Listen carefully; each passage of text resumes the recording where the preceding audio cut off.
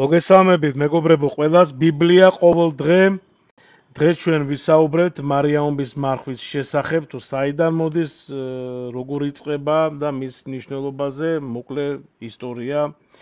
მინდა აქვე გთხოვოთ, რომ გამოიწეროთ არხი და გაუზიაროთ რაც შეიძლება მეტ ადამიანებს, რომ ესე იგი ბევრმა ადამიანმა ნახოს, მოусმინოს, ჩვენ თქვათ ვინც არის საზღვარგარეთ, ვინც საქართველოში ცხოვრობს, უსინათლოებმაც რომ მოусმინონ და ესე იგი მადლიარე და უფალი შეგეწევათ. შეიტანეთ თქვენი წვლილი, ესე ვთქვათ, ღვთის ნების და ღვთის სიტყვის გავრცელებაში. ღმერთმა გაგახაროთ. ჩვენ ვისაუბრებთ მარიამობის მარხვაზე, ანუ ნახეთ ქრისტიანულ სამყაროში მეგობრებო განსაკუთრებული, ესე იგი სიყვარული და პატივისცემა არსებობს ყოვლადწმინდა ღვთისმშობლისადმი, მარიამისადმი, ხო? საუკუნეების განმავლობაში მას მრავალი საგალობელი და სადიდებელი მიეძღვნა, ხო? ასე ჩვენ ვიცით აკათისტოები, ანუ იგივე დაუჯდომელი, ხო? ერთ-ერთი ყველაზე ცნობილი საგალობელია ღირსარს, ხო? ჩვენ ყველამ ვიცით ეს, სადაც ღვთისმშობელი იწოდება უპატიოსნეს ქერუბიმებზე და აღმატებით უზესთაეს სერაბიმებზე. ესე იგი, რას ნიშნავს ეს მეგობრებო? ამ სიტყვებით ეკლესია გამოხატავს, რომ დედა ღვთისმშობელი არის მიუწვდომლად წმინდა და დიდებული. ხო? ნახეთ, აი სწორედ ამიტომ ეკლესიაში არსებული 12 უდიდესი დღესასწაულიდან 4 მის სახელს უკავშირდება. ეს არის ყოვლადწმინდა მარიამის შობა, ტაძრად მიყვანება, ხარება და მარიამობა, ანუ მიძინება.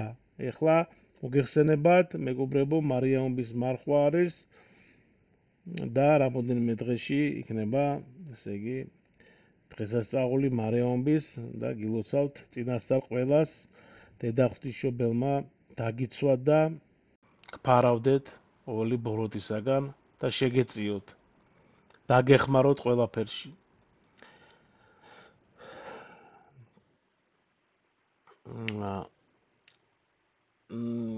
ესე იგი, მიძინების დღესასწაულს, ანუ მარიამობას, ესე იგი, წინ უძღვის ორკვირიანი მარხვა. ანუ ეს მარხვა, მეგობრებო, ყოველთვის არ არის მცოცავი, ასე თქვათ, და ყოველთვის, ესე იგი, იწყება აგვისტოში, 14 აგვისტოს და სრულდება 28 აგვისტოს. როგორც კიდევ ერთხელ გავიმეოროთ, მიძინების, ესე იგი, მარიამობის დღესასწაულს წინ უძღვის ორკვირიანი მარხვა, როცა მორწმუნეები თავს, ესე იგი, ვიკავებთ ხორცის, რძის, ნაწარმის და თევზის მიღებისგან, ხო? ანუ თევზიც არ შეიძლება, თქვათ, მაგალითად პეტრე-პავლობის მარხვაში შეიძლება, ხო, თევზი 4 შაბათ და პარასკევის გარდა, მაგრამ მარიამობის მარხვაში არ შეიძლება. ნუ მარხვა, რა თქმა უნდა, ესე იგი, ამ მარხვის არსებობა ხაზს უსვამს ღვთისმშობლის მიძინების უდიდეს მნიშვნელობას. მარხვა, რა თქმა უნდა, მეგობრებო, პირველ რიგში უნდა ვიმარხულოთ, ესე იგი, სულიერად და ესე იგი, რა თქმა უნდა, ჭამითაც, მაგრამ პირველ რიგში არის სულიერად, უნდა ვიმარხულოთ, უფალი უყურებს ჩვენს გულებს უყურებს, ხო? ეს შეგვიძლია ესე იგი მახსენდება, რომ ერთ-ერთი რუსი მამაო არის, მამო კი არა, ღვთისმეტყველი არის, რომელიც ამბობს, რომ ესე იგი შეიძლება ჩვენ ვიმარხულოთო, ავჭამოთო ხორცი ყველი, მაგრამ შევჭამოთ მეზობელიო, ხო ხვდებით. ნუ ასეთი მარხვა, რა თქმა უნდა, ეს მარხვა არ არის, იმიტომ რომ უფალი პირველ რიგში გულს უყურებს და შემდეგ ესე იგი ყველაფერს, ანუ გარეგნულ ესე იგი ეს თქვა მეტანი ექნება თუ მუხლმოდრეკა, მაგრამ რა თქმა უნდა ეს აუცილებელია მის გარშე არ არსებობს და არც ესე იგი სწორი არის და უნდა ვაკეთებდეთ ამას, მაგრამ პირველ რიგში უფალი უყურებს ჩვენ გულებს, ხო? და გულს. საეკლესიო წყაროების მიხედვით, მეგობრებო, ღვთისმშობლის მიძინების მარხვა და დღესასწაული ჯერ კიდევ ადრეულ საუკუნეებში აღენიშნებოდა, ხო? თუმცა ოფიციალურად, ესე ვთქვათ, მისი დადგენა მე-6 საუკუნეში მოხდა და დაკავშირებულია იმპერატორ მავრიკიოსის 519-602 წელი სახელთან. იმპერატორ მავრიკიოსის სახელთან. წმინდა სვიმეონ თესალონიკელი ასე ამბობს: მიძინების მარხვა დაწესებულია ღვთისმშობლის პატივსაცემად. ის, ვინც წინასწარ იცოდა საკუთარი გარდაცვალების შესახებ, ასკეტურად ცხოვრობდა და მუდამ მარხულობდა ჩვენთვის, მიუხედავად იმისა, რომ წმინდა და უბიწო იყო და თვითონ არ სჭირდებოდა მარხვა. ამ ქვეყნიდან გასვლამდე იგი განსაკუთრებულად ლოცულობდა ჩვენთვის. ამიტომ ჩვენც უნდა ვიმარხულოთ, ვადიდოთ ღვთისმშობელი და მივბაზოთ მის წმინდა ცხოვრებას.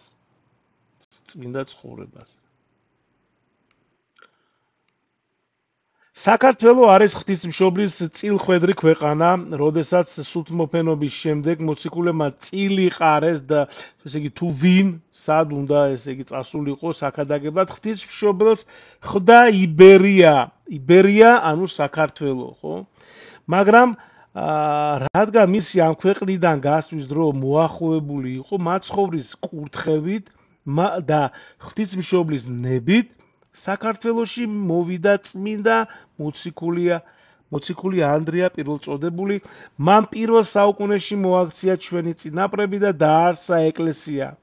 მოგვიანებით მე-4 საუკუნის დასაწყისში ასევე ღვთისმშობლის კურთხევით საქართველოში მოვიდა წმინდა ნინო, რომლის მოციქულებრივი ღვაწლით განახლდა ქრისტიანობა და გახდა ჩვენი ქვეყნის სახელმწიფო რელიგია. მეგობრებო, საქართველოში დაცულია მრავალი უდიდესი სიწმინდე, მათ შორის არის მაცხოვრის კვართი და ღვთისმშობლის სარტყელი.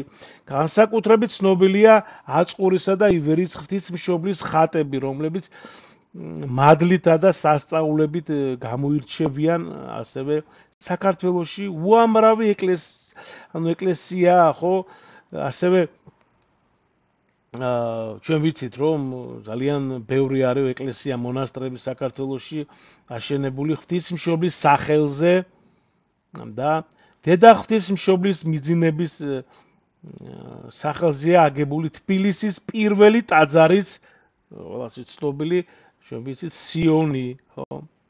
სიონი. ღვთისმშობლის წილხდომილობა, ასე ვთქვათ, დიდი წყალობა, ხო? წილხდომილობა, დიდი წყალობა უფლისგან წარმოიდგინეთ, ხო? ეს ნიშნავს სიხარულს და რავი, ღირსებას, ხო, წარმოიდგინეთ, ხო? მაგრამ ასევე პასუხისმგებლობასაც და ჩვენ უნდა ცხოვრობდეთ ქრისტიანული სწავლებების მიხედვით და ჩვენი სიტყვითა და საქმით ვადიდოთ ღმერთი და ღვთისმშობელი. ღვთისმშობლისადმი უამრავი ლოცვა და საგალობელია, ხო, მათ შორის არის ეს პატარა ლოცვაც, რომელიც ძალიან დიდი ძალას მატარებელია და სასწაულთ მოქმედიც არის, მეგობრებო.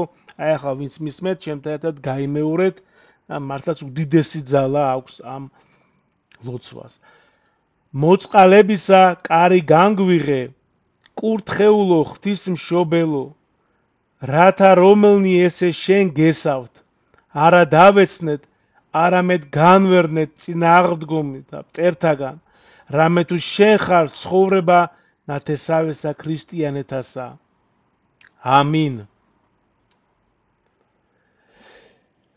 ღვთისმშობლის მადლი და მისი მეუხება ეწოდეს თითოეულ ჩვენგანს და სრულიად საქართველოს. ამინ. მადლი უფლისა ჩვენისა იესო ქრისტესი და სიყვარული ღვთისა და მამისა და ზიარება სულისა წმინდისა იყოს თქვენ ყოველთა თანა ამინ. მადლობა.